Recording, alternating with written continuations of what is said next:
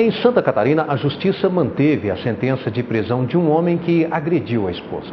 Com as alterações na Lei Maria da Penha, mesmo que a mulher agredida queira suspender o processo, a Justiça segue com o julgamento. A Delegacia da Mulher de Brasília registra por mês uma média de 300 denúncias de violência doméstica. Os tipos são variados: ameaças, injúrias e até agressões físicas. Com a assinatura do boletim de ocorrência, o procedimento seguinte é o inquérito policial, que vai investigar o fato.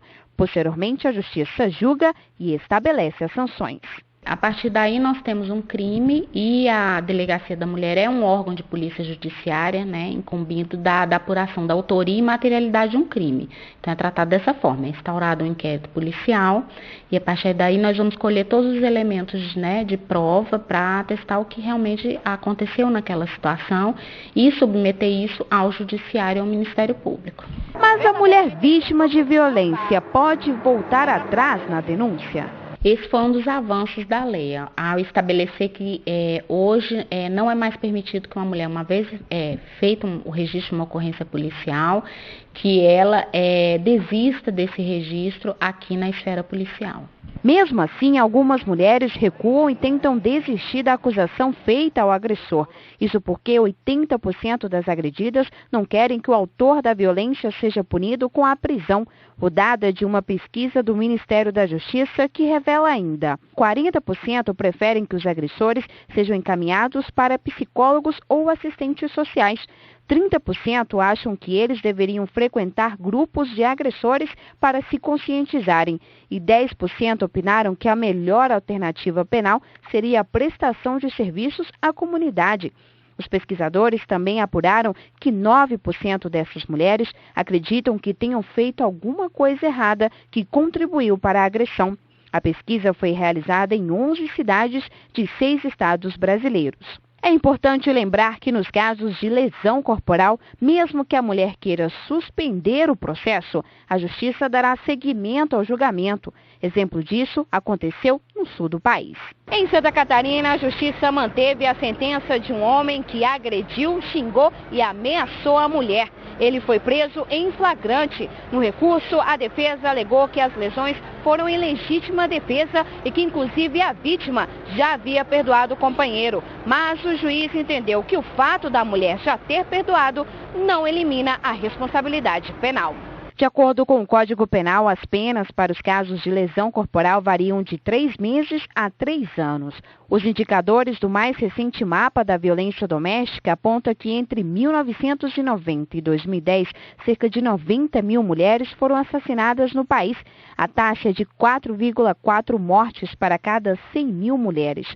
O Brasil ocupa a 7ª colocação em uma lista de 84 países com maior índice de assassinatos. A legislação que tipificou o feminicídio, ela veio reafirmar o compromisso do Estado brasileiro em combater esse tipo de delito, em combater a violência contra a mulher e certamente vai ensejar maiores discussões, assim como a Lei Maria da Penha, no sentido de que nós cada vez mais enfrentemos esse tipo de violência. E para falar mais sobre esse assunto, eu recebo aqui na bancada do Jornal da Justiça o professor e advogado criminalista Antônio Alberto do Vale Cerqueira. Doutor Antônio, muito obrigado. Boa noite. Bom, esse é um assunto que sempre gera uma certa discussão. As pessoas sabem, claro, da existência da Lei Maria da Penha, foi tão divulgada, mas às vezes não conhecem alguns detalhes, E aqui nós vamos tentar esclarecer alguns pontos. Por exemplo, a partir do momento que a mulher faz, então, a ocorrência, quem assume agora? A Polícia Civil, o Ministério Público? Não tem mais jeito de recuar dessa ocorrência lá na delegacia? Bom, é importante lembrar o contexto sob o qual foi criada a Lei Maria da Penha. O nome, inclusive, veio homenagear a senhora Maria da Penha, que foi uma vítima cruel de violência doméstica contra a mulher. Quando essa lei foi criada, o nosso país reconheceu a necessidade de se proteger a mulher dentro das relações familiares, dentro das relações domésticas, tendo em vista o grande índice de violência nessas situações. E então a lei Maria da Penha, ela traz um rótulo para o crime. Ela não disciplina crimes, ela traz um rótulo. Então Quase todos os crimes que se pode imaginar de violência psicológica, moral ou física contra a mulher, eles podem ser cometidos no contexto da Lei Maria da Penha, até crimes patrimoniais. Então, a título de exemplo, se o marido agride a mulher dentro desse contexto de violência doméstica contra a mulher, ele terá cometido um crime que será tutelado pela Lei Maria da Penha. E aí o ônus maior é um ônus processual. Essa lei, ela disciplina algumas dificuldades que não existiriam em crimes que não sejam praticados contra a mulher. Agora, doutor Antônio, o senhor citou um ponto interessante. Bom, isso no ambiente familiar, né? Digamos ali, o marido, a esposa, talvez até, e aí me esclareça, o filho com a mãe que agride a mãe, por exemplo, né? Mas não necessariamente naquele ambiente familiar, mas, por exemplo, dois casos, uma namorada ou uma ex-esposa.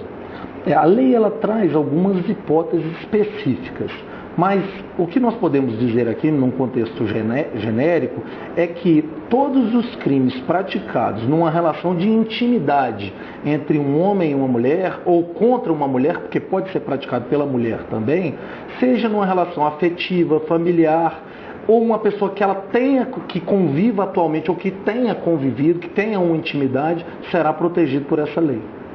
Ok, então. Bom, só me permita, claro. A título de exemplo, para me enriquecer.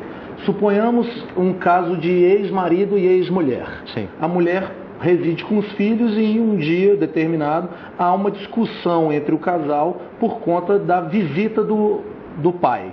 O pai, agravado por aquela situação, agride a ex-mulher com quem ele não tem mais qualquer intimidade. Aquela relação estará protegida pela Lei Maria da Penha. Mesmo assim, estará protegida. Quando se fala num ambiente familiar, não significa que ele ali na residência, ou a pessoa que tem ali esse vínculo direto, ainda é a esposa. A ex também pode ser enquadrado nesse caso o marido, o ex-marido. Mas e quando a agressão à mulher ocorre fora desse contexto, ambiente familiar, ou seja, até mesmo, digamos que numa parada de ônibus, um homem agrida uma mulher. Se enquadra nesse caso Maria da Penha ou uma outra lei? Não. Nestes casos aí será um crime normal, salvo se essa agressão for capitulada como uma tentativa ou, de fato, um homicídio. Aí o ordenamento jurídico brasileiro acolheu neste ano uma alteração legislativa no artigo 121 do Código Penal, que criou aqui no Brasil a figura do feminicídio. Feminicídio é o homicídio consumado ou tentado contra a figura da mulher em duas condições. A primeira delas, porque em um contexto de violência doméstica ou familiar contra a mulher. É o contexto da Lei Maria da Penha. E a segunda é um crime de gênero. O crime é praticado, o homicídio ou a sua tentativa é praticado exclusivamente por conta da condição de mulher.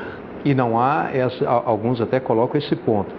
Precisa, no caso, se a mulher tiver de fato morrido, aí sim entra no feminicídio. Mas não, apenas a tentativa já de homicídio pode dar margem justamente para o feminicídio. Não chega a ser necessariamente um agravante, mas tem, quer dizer, pode ser, né, um agravante à Lei da Maria da Penha, né? Traz aí agravantes. A alteração legislativa no artigo 121, ela classificou o feminicídio como uma espécie de homicídio qualificado. Exatamente por conta desta qualificação, ele se tornou também automaticamente um crime hediondo.